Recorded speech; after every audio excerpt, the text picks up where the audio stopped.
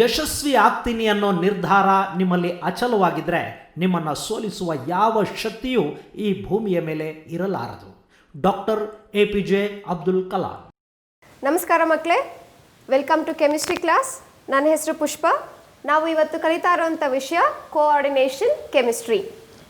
So ಈ coordination chemistry ಅಂದರೆ coordination ಕಾಂಪೌಂಡ್ಗಳ ಬಗ್ಗೆ ಕಲಿಯುವಂಥ ವಿಷಯ. ಮೊದಲಿಗೆ ಕೋಆರ್ಡಿನೇಷನ್ ಅಂದರೆ ಏನು ಅಂತ ತಿಳ್ಕೊಳ್ಳೋಣ. ಕೋಆರ್ಡಿನೇಷನ್ ಕಾಂಪೌಂಡ್ಸ್ ಅಂದರೆ ಕೋಆರ್ಡಿನೇಷನ್ ಬಾಂಡ್ ಇಂದ ಆಗಿರುವಂಥ ಕಾಂಪೌಂಡ್. ಸೊ ಏನು ಇದು ಕೋಆರ್ಡಿನೇಷನ್ ಬಾಂಡ್ ಅಂದರೆ, ಒಂದು ಎಕ್ಸಾಂಪಲ್ ತಗೊಂಡ್ರೆ ವಾಟರ್ ಮಾಲಿಕ್ಯೂಲ್, ಇದರಲ್ಲಿ 2 ಹೈಡ್ರೋಜನ್ ಆಟಮ್ ಹಾಗೂ 1 ಆಕ್ಸಿಜನ್ ಆಟಮ್ ಇದೆ. ಈ ಮಾಲಿಕ್ಯೂಲ್ ಹೇಗೆ ಆಗತ್ತೆ ಅಂದರೆ, ಒಂದು ಎಲೆಕ್ಟ್ರಾನ್ ಹೈಡ್ರೋಜನ್ ಕೊಡುತ್ತೆ, ಇನ್ನೊಂದು ಎಲೆಕ್ಟ್ರಾನ್ ಆಕ್ಸಿಜನ್ ಕೊಡುತ್ತೆ. ಅದೇ ರೀತಿ ಎರಡನೇ ಬಾಂಡಲ್ಲೂ ಕೂಡ ಒಂದು ಎಲೆಕ್ಟ್ರಾನ್ ಹೈಡ್ರೋಜನಿಂದ ಇನ್ನೊಂದು ಎಲೆಕ್ಟ್ರಾನ್ ಆಕ್ಸಿಜನ್ ಕಡೆಯಿಂದ ಬರುತ್ತೆ. ಹಾಗಾಗಿ ಇದನ್ನು ನಾವು ಶೇರಿಂಗ್ ಆಫ್ ಎಲೆಕ್ಟ್ರಾನ್ಸ್ ಅಂತ ಹೇಳ್ತೀವಿ. ಈ ಶೇರಿಂಗ್ ಆಫ್ ಎಲೆಕ್ಟ್ರಾನ್ಸ್ ಆಗಿರುವಂಥ ಬಾಂಡ್ನ ನಾವು ಕೋವ್ಯಾಲೆಂಟ್ ಬಾಂಡ್ ಅಂತ ಕರಿತೀವಿ. ಆದರೆ ಈ ಆಕ್ಸಿಜನ್ನಲ್ಲಿ 2 ಲೋನ್ ಪೇರ್ ಆಫ್ ಎಲೆಕ್ಟ್ರಾನ್ಸ್ ಇರುತ್ತೆ. ಸೊ ಇದರ ಅರ್ಥ, ಯಾವುದೇ ಎಲೆಕ್ಟ್ರಾನ್ ಡಿಫಿಷಿಯೆಂಟ್ ಅಯಾನ್ ಅಥವಾ ಮಾಲಿಕ್ಯೂಲ್ ಇದರ ಹತ್ರ ಬಂದಾಗ ಈ ಲೋನ್ ಪೇರ್ ಆಫ್ ಎಲೆಕ್ಟ್ರಾನ್ನ ಆ ಎಲೆಕ್ಟ್ರಾನ್ ಡಿಫಿಷಿಯೆಂಟ್ ಸ್ಪೀಷೀಸ್ಗೆ ಕೊಡಲಿಕ್ಕೆ ಅದು ಪ್ರಯತ್ನ ಮಾಡುತ್ತೆ. ಸೊ ಫಾರ್ ಎಕ್ಸಾಂಪಲ್, ಇಲ್ಲಿ ಹೈಡ್ರೋಜನ್ ಅಯಾನ್ನ ತಗೊಂಡಿದ್ದೀವಿ, ದಟ್ ಈಸ್ H+. ಈ ಹೈಡ್ರೋಜನ್ ಅಯಾನ್ ಅನ್ನೋದು ಎಲೆಕ್ಟ್ರಾನ್ ಡಿಫಿಷಿಯೆಂಟ್ ಸ್ಪೀಷೀಸ್, ಇದರಲ್ಲಿ 0 ಎಲೆಕ್ಟ್ರಾನ್ಸ್ ಇರುತ್ತೆ. ಸೊ ಹಾಗಾಗಿ ಹೈಡ್ರೋಜನ್ ಪ್ಲಸ್ ಅಯಾನ್ ಯಾವುದೇ ರೀತಿಯ ಬಾಂಡ್ ಮಾಡಬೇಕು ಅಂದರೆ ಈ 2 ಎಲೆಕ್ಟ್ರಾನ್ಸ್ ಏನಿದೆ ಆಕ್ಸಿಜನ್ ಹತ್ರ, ಆ 2 ಎಲೆಕ್ಟ್ರಾನ್ಸ್ ಕೂಡ ಇನ್ವಾಲ್ವ್ ಆಗಬೇಕು. ಸೊ ಆಗ ನಮಗೆ ಈ ರೀತಿಯಾದಂಥ ಕಾಂಪೌಂಡ್ ಬರುತ್ತೆ. ಇದನ್ನು ನಾವು ಹೈಡ್ರೋನಿಯಂ ಅಯಾನ್ ಅಂತ ಕರಿತೀವಿ. ಸೊ ಇದರಲ್ಲಿ ಕೂಡ ಒಂದು ಬಾಂಡ್ ಫಾರ್ಮ್ ಆಗಿದೆ. ಈ ಬಾಂಡ್ ವಿಶೇಷತೆ ಏನು ಅಂದರೆ, ಇಲ್ಲೂ ಕೂಡ 2 ಎಲೆಕ್ಟ್ರಾನ್ಸ್ ಇದೆ. ನಾವು ಮೊದಲು ನೋಡಿದ ಹಾಗೆ ಇಲ್ಲೂ 2 ಎಲೆಕ್ಟ್ರಾನ್ಸ್ ಇರುತ್ತೆ, ಇಲ್ಲೂ 2 ಎಲೆಕ್ಟ್ರಾನ್ಸ್ ಇರುತ್ತೆ. ಹಾಗೆ ಈ ಆಕ್ಸಿಜನ್ ಮತ್ತು ಹೈಡ್ರೋಜನ್ ಮಧ್ಯೆ ಕೂಡ 2 ಎಲೆಕ್ಟ್ರಾನ್ಸ್ ಇರುತ್ತೆ. ಆದರೆ ಈ 2 ಎಲೆಕ್ಟ್ರಾನ್ಸ್ ಏನಿದೆ, ಈ 2 ಎಲೆಕ್ಟ್ರಾನ್ಸ್ ಕೇವಲ ಆಕ್ಸಿಜನ್ ಕಡೆಯಿಂದ ಮಾತ್ರ ಬಂದಿದೆ, not from the hydrogen. So ಇಂಥ ಬಾಂಡನ್ನ ನಾವು ಕೋಆರ್ಡಿನೇಷನ್ ಬಾಂಡ್ ಅಂತ ಕರಿತೀವಿ. ಸೊ ಯಾವುದೇ ಕಾಂಪೌಂಡ್ ಈ ರೀತಿಯಾದ ಕೋಆರ್ಡಿನೇಷನ್ ಬಾಂಡನ್ನು ಹೊಂದಿದ್ರೆ ಆ ಕಾಂಪೌಂಡ್ಗಳನ್ನ ನಾವು ಕೋಆರ್ಡಿನೇಷನ್ ಕಾಂಪೌಂಡ್ಸ್ ಅಂತ ಹೇಳ್ಬೋದು. ಅಂದರೆ to share the electron, so both the electrons should be donated by a single atom in the molecule. So ಇಲ್ಲಿ ಆಕ್ಸಿಜನ್ ಅನ್ನೋದು ಒಂದು ಆಟಮ್, ಹೈಡ್ರೋಜನ್ ಅನ್ನೋದು ಇನ್ನೊಂದು ಆಟಮ್, ಆ 2 ಮಧ್ಯೆ ಬಾಂಡ್ ಫಾರ್ಮ್ ಆಗ್ತಾ ಇದೆ. ಆದರೆ ಆ 2 ಎಲೆಕ್ಟ್ರಾನ್ ಕೂಡ ಆಕ್ಸಿಜನ್ ಕಡೆಯಿಂದಾನೇ ಬಂದಿದೆ. ಈ ರೀತಿಯಾದ ಕಾಂಪೌಂಡ್ಗಳನ್ನ ನಾವು ಕೋಆರ್ಡಿನೇಷನ್ ಕಾಂಪೌಂಡ್ ಅಂತ ಹೇಳ್ತೀವಿ. ಸೊ ಈ hydronium ion is the simplest coordination compound. So ಈ ರೀತಿಯಾದಂಥ ಕಾಂಪೌಂಡ್ಗಳೇನಿದೆ ಅದನ್ನು ಕಲಿಯುವಂಥ ವಿಷಯವೇ ಕೋಆರ್ಡಿನೇಷನ್ ಕೆಮಿಸ್ಟ್ರಿ. ಸೊ ನೀವಿಲ್ಲಿ ನೋಡ್ತಿರೋ ಹಾಗೆ ಎಕ್ಸಾಂಪಲ್ಸ್, ಇಲ್ಲಿ ಮೇಲೆ ಹೀಮ್ ಇದೆ. ಹೀಮ್ ಅಂದರೆ ಹಿಮೋಗ್ಲೋಬಿನ್, ನಮ್ಮ ಬಾಡಿಯಲ್ಲಿ ಇರ್ತಕ್ಕಂಥ ರಕ್ತದಲ್ಲಿ ಇರುವಂಥ ಕಾಂಪೌಂಡ್ ಇದು. ಸೊ ನಮ್ಮ ರಕ್ತ ಕೆಂಪು ಕಲರ್ ಇರುತ್ತೆ, ಅದು ಯಾಕೆ ಅಂದರೆ because of the presence of him. So ಇಲ್ಲಿ ನೀವು ನೋಡಿದರೆ ಐರನ್ ಆಟಮ್ ಇದೆ, ಅದರ ಸುತ್ತ 4 ನೈಟ್ರೋಜನ್ ಆಟಮ್ಸ್ಗಳಿದೆ. ಈ 4 ನೈಟ್ರೋಜನ್ ಆಟಮ್ಸ್ ಏನಿದೆ ಅದರಲ್ಲಿ ಲೋನ್ ಪೇರ್ ಆಫ್ ಎಲೆಕ್ಟ್ರಾನ್ಸ್ ಇರುತ್ತೆ. ಆ ಲೋನ್ ಪೇರ್ ಆಫ್ ಎಲೆಕ್ಟ್ರಾನ್ಸ್ನ ಎಲ್ಲ ನೈಟ್ರೋಜನ್ ಆಟಮ್ಗಳು ಕೂಡ ಐರನ್ ಕಡೆಗೆ ಕೊಡ್ತಾ ಹೋಗುತ್ತೆ. ಹಾಗಾಗಿ ಇದನ್ನು ನಾವು ಕೋಆರ್ಡಿನೇಷನ್ ಕಾಂಪೌಂಡ್ ಅಂತ ಹೇಳ್ಬೋದು. ಅದೇ ರೀತಿಯಾಗಿ ಸಸ್ಯಗಳಿಗೆ ಹೋದಾಗ ಇಲ್ಲಿ ನೀವು ಕೆಳಗಡೆ ನೋಡ್ತಿರೋಂಥ ಕಾಂಪೌಂಡ್ ಇದು ಕ್ಲೋರೋಫಿಲ್. ಎಲೆಗಳು ಹಸಿರಾಗಿ ಕಾಣುತ್ತೆ, ಯಾಕೆ ಅಂದರೆ ಕ್ಲೋರೋಫಿಲ್ಲಿಂದ. ಸೊ ಈ ಕ್ಲೋರೋಫಿಲ್ ಕೂಡ ಒಂದು ಕೋಆರ್ಡಿನೇಷನ್ ಕಾಂಪೌಂಡ್. ಸೊ ಹೇಗೆ ಕೋಆರ್ಡಿನೇಷನ್ ಕಾಂಪೌಂಡ್ ಅಂತ ಹೇಳಬಹುದು ಅಂದರೆ, ಇಲ್ಲಿ ಮೆಗ್ನೀಷಿಯಂ ಆಟಮ್ ಇದೆ, ಅದರ ಸುತ್ತ ನೈಟ್ರೋಜನ್ ಆಟಮ್ಸ್ಗಳಿದೆ. ಎಗೇನ್ ಈ ನೈಟ್ರೋಜನ್ ಆಟಮ್ನಲ್ಲಿ ಲೋನ್ ಪೇರ್ ಆಫ್ ಎಲೆಕ್ಟ್ರಾನ್ಸ್ ಇರುತ್ತೆ. ಈ ಲೋನ್ ಪೇರ್ ಆಫ್ ಎಲೆಕ್ಟ್ರಾನ್ಸ್ನ ಅದು ಮೆಗ್ನೀಷಿಯಂ ಕಡೆಗೆ ಕೊಡ್ತಾ ಹೋಗುತ್ತೆ. ಸೊ ಹಾಗಾಗಿ ಕ್ಲೋರೋಫಿಲ್ ಕೂಡ ಒಂದು ಕೋಆರ್ಡಿನೇಷನ್ ಕಾಂಪೌಂಡ್. ಸೊ ಈ ಕೋಆರ್ಡಿನೇಷನ್ ಕಾಂಪೌಂಡ್ನಲ್ಲಿ ಇಷ್ಟವರೆಗೂ ನೀವು ಅರ್ಥ ಮಾಡ್ಕೊಂಡಿರೋ ಥರ ಒಂದು ಮೆಟಲ್ ಇರುತ್ತೆ, ಅದರ ಸುತ್ತ ಎಲೆಕ್ಟ್ರಾನ್ನ ಕೊಡುವಂಥ ಕೆಲವು ಕಾಂಪೌಂಡ್ಗಳು ಇರುತ್ತೆ. ಸೊ ಇಲ್ಲಿ ಎಂ ಅಂತ ಅಂದರೆ ಮೆಟಲ್, ಎಲ್ ಅಂದರೆ ಎಲೆಕ್ಟ್ರಾನ್ಸ್ನ ಕೊಡುವಂಥ ಕಾಂಪೌಂಡ್ಗಳು. ಇಲ್ಲಿ ಈ ರೀತಿಯಾದ ಕಾಂಪೌಂಡ್ಗಳನ್ನ ನಾವು ಲಿಗ್ಯಾಂಡ್ಸ್ ಅಂತ ಕರಿತೀವಿ. ಸೊ ಹಾಗಾಗಿ ಅದನ್ನು ಎಲ್ ಅಂತ ರೆಪ್ರೆಸೆಂಟ್ ಮಾಡ್ತಾರೆ. ಎಕ್ಸಾಂಪಲ್ ಫಾರ್ ದ್ಯಾಟ್ ಕೋಆರ್ಡಿನೇಷನ್ ಕಾಂಪೌಂಡ್ಸ್ಗೆ ಎಕ್ಸಾಂಪಲ್ ಆಗಿ ಇಲ್ಲಿ ಕೆಳಗಡೆ ನೀವು ನೋಡಬಹುದು copper sulphate, AgVS copper sulphate, ಅದರ colour blue, light blue colour ಇರುತ್ತೆ. ಈ ಕಾಂಪೌಂಡ್ಗೆ ಅಮೋನಿಯಾನ ಸೇರಿಸಿದಾಗ ಈ ಡಾರ್ಕ್ ಬ್ಲೂ ಕಲರ್ ಬರುತ್ತೆ. ಯಾಕೆ ಅಂದರೆ ಕಾಪರ್ನ ಸುತ್ತ 4 ಅಮೋನಿಯಾ ಮಾಲಿಕ್ಯೂಲ್ಗಳು ಇರುತ್ತೆ. ಇದನ್ನು ನಾವು ಕೋಆರ್ಡಿನೇಷನ್ ಕಾಂಪೌಂಡ್ ಅಂತ ಹೇಳ್ಬೋದು. ಸೊ ಈ ಕಾಂಪೌಂಡ್ ಹೇಗೆ ಫಾರ್ಮ್ ಆಗುತ್ತೆ, ಇದರ ಪ್ರಾಪರ್ಟೀಸ್ ಏನು ಅನ್ನೋದನ್ನೆಲ್ಲ ಈ ಚಾಪ್ಟರ್ನಲ್ಲಿ ಕಲಿತಾ ಹೋಗೋಣ. ಸೊ ಈ ಕಾಂಪೌಂಡ್ಗಳು ಅಂದರೆ ಕೋಆರ್ಡಿನೇಷನ್ ಕಾಂಪೌಂಡ್ಗಳ ಬಗ್ಗೆ ಮೊದಲು ಸ್ಟಡಿ ಮಾಡಲಿಕ್ಕೆ ಶುರು ಮಾಡಿದ್ದು ಆಲ್ಫ್ರೆಡ್ ವಾರ್ನರ್ ಅನ್ನೋ ವಿಜ್ಞಾನಿ. ಸೊ ಅವರಿಗೆ ಹೇಗೆ ಗೊತ್ತಾಯಿತು ಈ ರೀತಿಯಾದ ಕಾಂಪೌಂಡ್ಗಳು ಕೂಡ ನೇಚರ್ನಲ್ಲಿ ಇದೆ ಅಂತ ಅಂದರೆ, ಸೊ ಕೆಲವೊಂದು ಬೇಸಿಕ್ ಎಕ್ಸ್ಪೆರಿಮೆಂಟ್ಸ್ನ ಅವರು ಮಾಡ್ತಾ ಹೋದಾಗ ಅವರು ಎಕ್ಸ್ಪೆಕ್ಟ್ ಮಾಡಲಿಲ್ದಿರೋ ಅಂಥ ರಿಸಲ್ಟ್ಸ್ ಬರ್ತಾ ಹೋಯಿತು. ಫಾರ್ ಎಕ್ಸಾಂಪಲ್ ಈ ಕಾಂಪೌಂಡ್ನ ಅವರು ತೊಗೊಂಡಿದ್ರು ಕೊಬಾಲ್ಟ್ ಕ್ಲೋರೈಡ್ .6NH3. ಆ ಕಾಂಪೌಂಡ್ ಕಲರು ಯೆಲ್ಲೋ ಕಲರ್ ಇತ್ತು. ಸೊ ಈ ಕಾಂಪೌಂಡ್ಗೆ ಅವರು 3 ಮೋಲ್ ಆಫ್ AgClನ ಈ ಕಾಂಪೌಂಡ್ನಿಂದ ಅವರಿಗೆ 3 ಮೋಲ್ ಆಫ್ AgCl ಸಿಕ್ತು. ಯಾವಾಗ ಅಂದರೆ ಈ ಕಾಂಪೌಂಡ್ ಜೊತೆ ಅವರು ಸಿಲ್ವರ್ ನೈಟ್ರೇಟ್ನ ರಿಯಾಕ್ಟ್ ಮಾಡಿಸಿದಾಗ. ಓಕೆ, ಅಂದರೆ ಅವ್ರ ಹತ್ರ ಈ ಕೊಬಾಲ್ಟ್ ಕ್ಲೋರೈಡ್ ಕಾಂಪೌಂಡ್ ಇತ್ತು, ಆ ಕಾಂಪೌಂಡ್ ಜೊತೆಗೆ ಸಿಲ್ವರ್ ನೈಟ್ರೇಟ್ನ ಆ್ಯಡ್ ಮಾಡಿದ್ರು. ಅದಾದಮೇಲೆ ಏನು ರಿಯಾಕ್ಷನ್ ಆಗಿ ಪ್ರಾಡಕ್ಟ್ ಬಂತು, ಆ ಪ್ರಾಡಕ್ಟ್ನ ಅನಲೈಸ್ ಮಾಡಿದಾಗ ಅವ್ರಿಗೆ ಗೊತ್ತಾಯಿತು ಇದರಿಂದ 3 ಮಾಲಿಕ್ಯೂಲ್ಸ್ ಆಫ್ AgCl ಸಿಗ್ತಾ ಇದೆ ಅಂತ ಅರ್ಥ. ಸೊ ಯಾವುದು ಈ ರಿಯಾಕ್ಷನ್ ಅಂದರೆ ನೀವೆಲ್ಲ ಮಾಡಿರುವಂಥ ರಿಯಾಕ್ಷನ್ ಇದು ಲ್ಯಾಬೊರೇಟ್ರಿನಲ್ಲಿ ಮಾಡಿರ್ತೀರ, ಸಿಲ್ವರ್ ನೈಟ್ರೇಟ್ ಟೆಸ್ಟ್ ಅಂತ ನೀವು ಕಲ್ತಿರ್ತೀರ.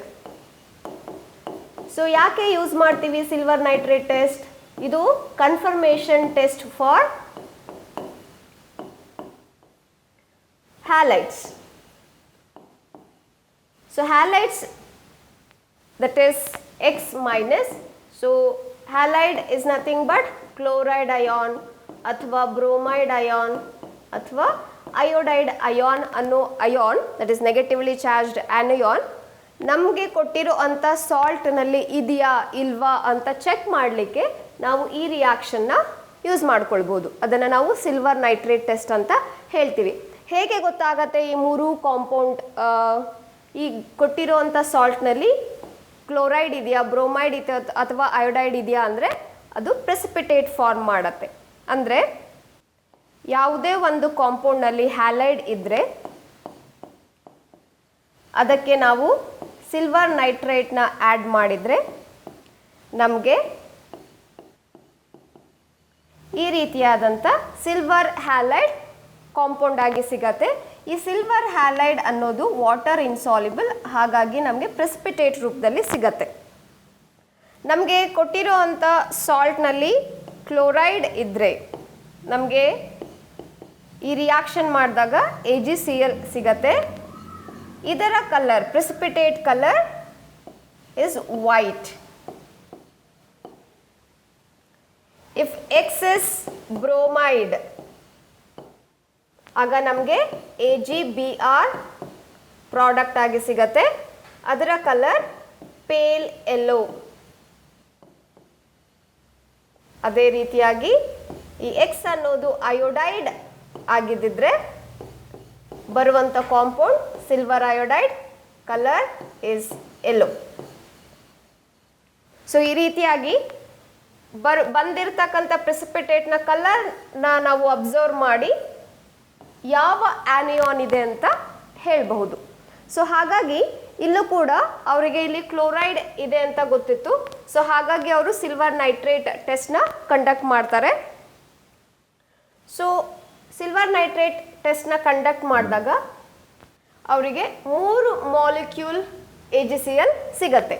ಸೊ ನೀವು ಇನ್ನೊಂದ್ಸಲ ರಿಯಾಕ್ಷನ್ನ ಗಮನಿಸಿದ್ರೆ, ನಾನಿಲ್ಲಿ ಸೋಡಿಯಂ ಕ್ಲೋರೈಡ್ ತಗೊಂಡಿದ್ದೀನಿ. ಸೋಡಿಯಂ ಕ್ಲೋರೈಡ್ AgNO3 ಜೊತೆ ಟ್ರೀಟ್ ಮಾಡಿದಾಗ ನನಗೆ ಸೋಡಿಯಂ ನೈಟ್ರೇಟ್ ಹಾಗೂ AgCl ಪ್ರೆಸಿಪಿಟೇಟ್ ಆಗಿ ಸಿಕ್ತು.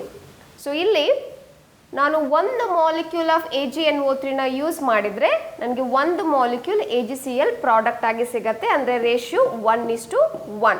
ಸೊ ಯಾವುದರ ರೇಷಿಯೋ?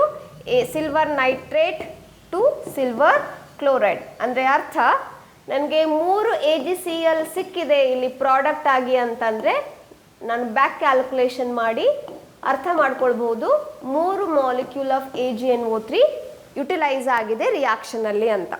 ಸೊ ಈ ಒಂದು ಬೇಸಿಕ್ನ ಕಾನ್ಸೆಪ್ಟ್ನ ಇಟ್ಕೊಂಡು ನಾವು ಈ ರಿಯಾಕ್ಷನ್ಸ್ನ ಅರ್ಥ ಮಾಡ್ಕೊಳ್ತಾ ಹೋಗಬೇಕು.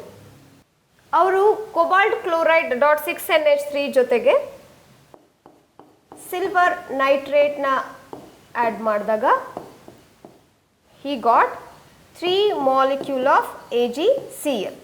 ಸೊ ಈಗ ನಾವು ಬ್ಯಾಕ್ ಕ್ಯಾಲ್ಕುಲೇಷನ್ ಮಾಡ್ತಾ ಹೋಗಬೇಕು.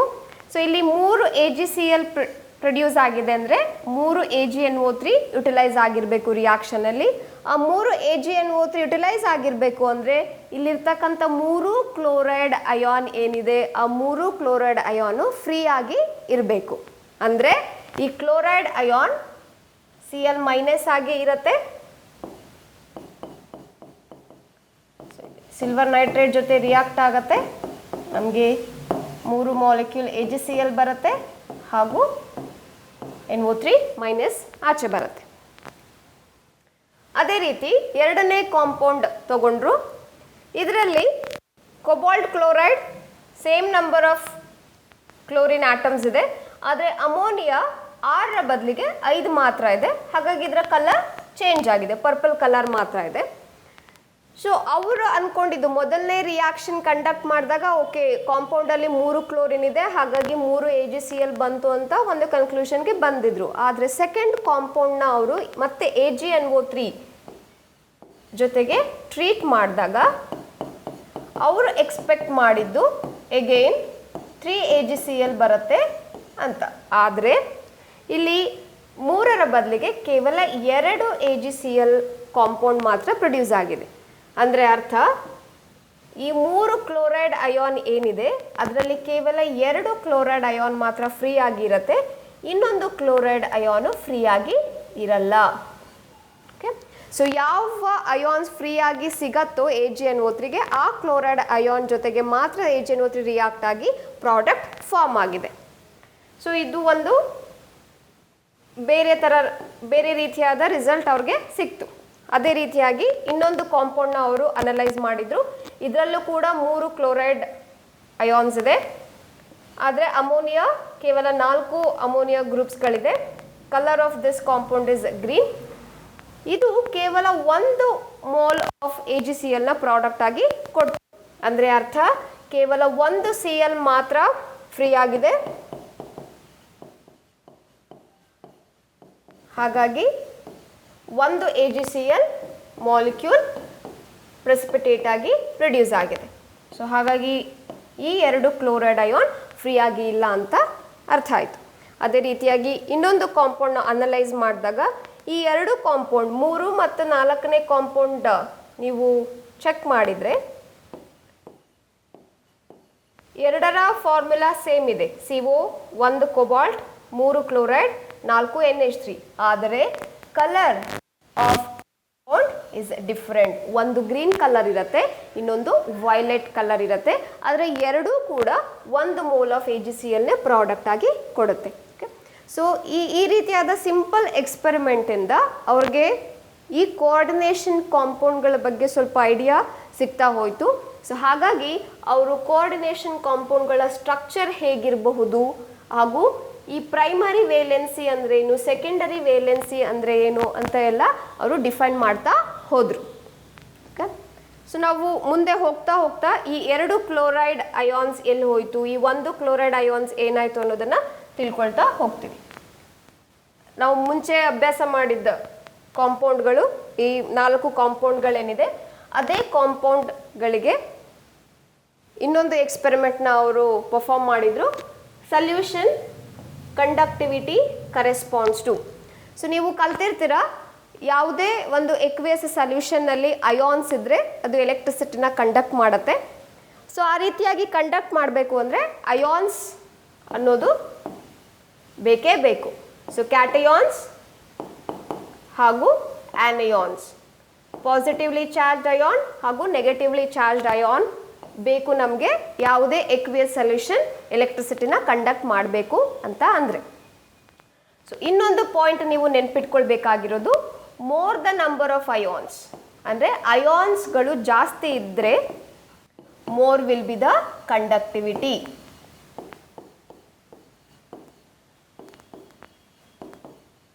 ಸೊ ಈ ಎಲೆಕ್ಟ್ರಿಸಿಟಿ ಕಂಡಕ್ಷನ್ ಅನ್ನೋದೇನಿದೆ ಅದು ಅಯಾನ್ಗಳ ನಂಬರ್ ಮೇಲೆ ಡಿಪೆಂಡ್ ಆಗಿರುತ್ತೆ.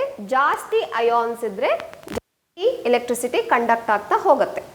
ಸೊ ಈ 4 ಕಾಂಪೌಂಡ್ಗಳು ಯೆಲ್ಲೋ, ಪರ್ಪಲ್, ಗ್ರೀನ್, ವೈಲೆಟ್ ನಾವೇನು ಕಲ್ತ್ವಿ ಆ ಕಾಂಪೌಂಡ್ಗಳಲ್ಲಿ ಅವರು ಎಲೆಕ್ಟ್ರಿಸಿಟಿ ಹೇಗೆ ಟ್ರಾನ್ಸ್ಫರ್ ಆಗುತ್ತೆ, ಕಂಡಕ್ಟ್ ಆಗುತ್ತೆ ಅನ್ನೋದನ್ನು ಚೆಕ್ ಮಾಡಿದಾಗ ಈ ಕಾಂಪೌಂಡ್, ಮೊದಲನೇ ಕಾಂಪೌಂಡ್ ಏನಿದೆ ಇದು 4 ಎಲೆಕ್ಟ್ರೋಲೈಟ್ನ ಕೊಡ್ತು. ಸೊ 1:3 ಅಂದರೆ, ಸೊ ಇದು ಒಂದು ಕಾಂಪೌಂಡ್ ಪ್ಲಸ್ 3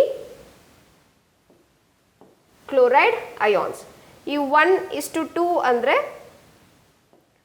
ಒಂದು ಬೇರೆ ರೀತಿಯಾದ ಕಾಂಪೌಂಡ್, 2 ಕ್ಲೋರೈಡ್ ಅಯಾನ್ಸ್. ಇದು ಕ್ಲೋರೈಡ್, ಈ 3 ಕ್ಲೋರೈಡ್ ಅಯಾನ್ಸ್. ಇಲ್ಲಿ ಒಂದು ಕೋಆರ್ಡಿನೇಷನ್ ಕಾಂಪೌಂಡ್, ಇನ್ನೊಂದು ಕ್ಲೋರೈಡ್ ಅಯಾನ್. ಇಲ್ಲೂ ಕೂಡ ಒಂದು ಕೋಆರ್ಡಿನೇಷನ್ ಕಾಂಪೌಂಡ್, ಒಂದು ಕ್ಲೋರೈಡ್ ಅಯಾನ್. ಸೊ ಇದರಿಂದ ಕೂಡ ಅವ್ರಿಗೆ ಗೊತ್ತಾಯಿತು ಎಲ್ಲ ಕ್ಲೋರಿನ್ ಆಟಮ್ ಏನಿದೆ ಆ ಎಲ್ಲ ಕ್ಲೋರಿನ್ ಆಟಮ್ಗಳು ಕೂಡ ಫ್ರೀ ಆಗಿ ಇಲ್ಲ. ಸೊ ಕೇವಲ ಕೆಲವೊಂದು ಕ್ಲೋರಿನ್ ಆಟಮ್ಸ್ ಮಾತ್ರ ಫ್ರೀ ಆಗಿದೆ, ಉಳಿದದ್ದು ಬೌಂಡ್ ಆಗಿದೆ ಅಥವಾ ಬೇರೆ ಯಾವುದೋ ಒಂದು ಆಟಮ್ ಜೊತೆ ಅದು ಬಾಂಡ್ ಆಗಿದೆ ಅನ್ನೋದು ಅರ್ಥ ಆಗ್ತಾ ಹೋಯಿತು. ಸೊ ನಾವಿಲ್ಲಿ ನೋಡಿದರೆ ಮೊದಲನೇ ಕಾಂಪೌಂಡ್ ಅನಲೈಸ್ ಮಾಡೋಣ. COCl3.6NH3 ಇತ್ತು ಮೊದಲನೇ ಕಾಂಪೌಂಡ್. ಸೊ ಆ ಕಾಂಪೌಂಡ್ ನಾವು ಅಕಾರ್ಡಿಂಗ್ ಟು ನಮಗೆ ಬಂದಿರುವಂಥ ನಂಬರ್ ಆಫ್ AgCl ಎಷ್ಟು ಪ್ರೊಡ್ಯೂಸ್ ಆಗಿದೆ ಆ ಬೇಸ್ ಮೇಲೆ ಹೇಗೆ ಬರಿಬಹುದು ಅಂದರೆ, cobalt NH3 6 times, close the brackets, right, 3Cl. ಎರಡನೇ ಕಾಂಪೌಂಡ್ COCl3.5NH3 ಇತ್ತು. ಸೊ ಆ ಕಾಂಪೌಂಡ್ನ ನಾವು open the square bracket, cobalt NH3 5 times, chlorine 2Cl. ನೀವು ಕಾಂಪೌಂಡ್ ಮಾಲಿಕ್ಯುಲರ್ ಫಾರ್ಮುಲನ ಅಬ್ಸರ್ವ್ ಮಾಡಿದರೆ ಎರಡೂ ಕಡೆನೂ ನಮಗೆ ಈಕ್ವಲ್ ನಂಬರ್ ಆಫ್ ಆಟಮ್ ಸಿಗುತ್ತೆ. ಒಂದು cobalt, 5 ammonia, 5 ammonia molecule, 3 chloride ಇದೆ, 1 + 2 3 ಕ್ಲೋರೈಡ್ ಅಯಾನ್ಸ್ ಆರ್ ದೇ. ಆದರೆ ಆ ಕ್ಲೋರೈಡ್ ಆಟಮ್ನ ಅರೇಂಜ್ ಮಾಡುವಂಥ ರೀತಿ ಬೇರೆ ಆಗಿದೆ. ಅದೇ ರೀತಿ ಮೂರನೇ ಕಾಂಪೌಂಡ್ ನಮಗೆ COCl3 NH3 4NH3 ಅಂತ ಇತ್ತು. ಸೊ ಈ ಕಾಂಪೌಂಡ್ನಲ್ಲಿ ನಮಗೆ ಕೇವಲ ಒಂದು ಕ್ಲೋರಿನ್ ಆಚೆ ಬಂದಿದೆ.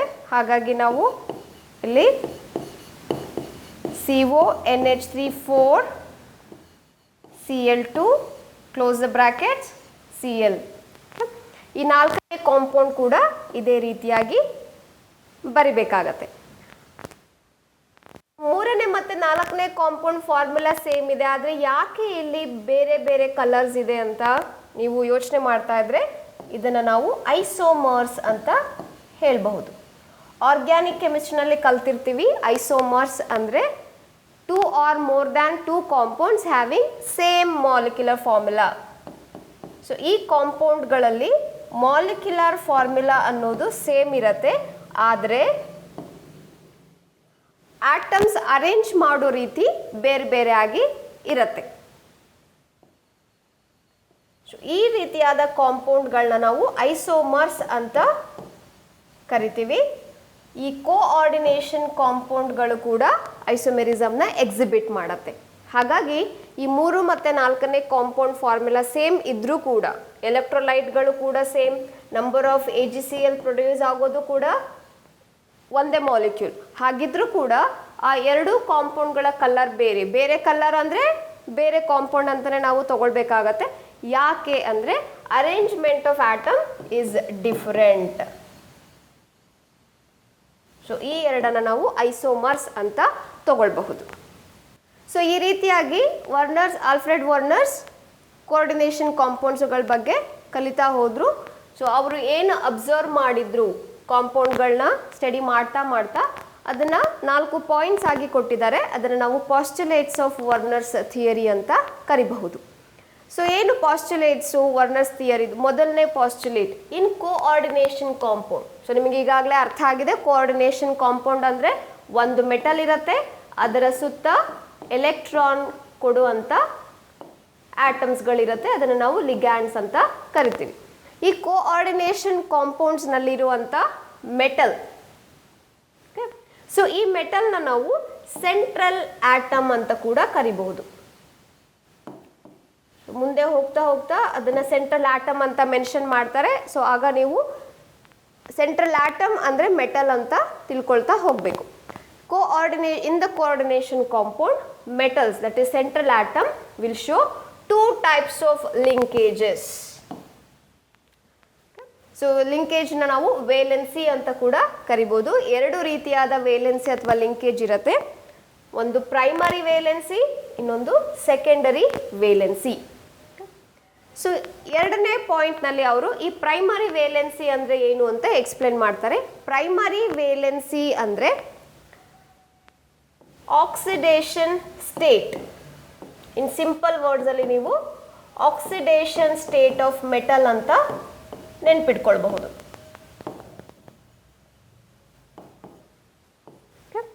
ಸೊ ಅಂದರೆ ಅರ್ಥ,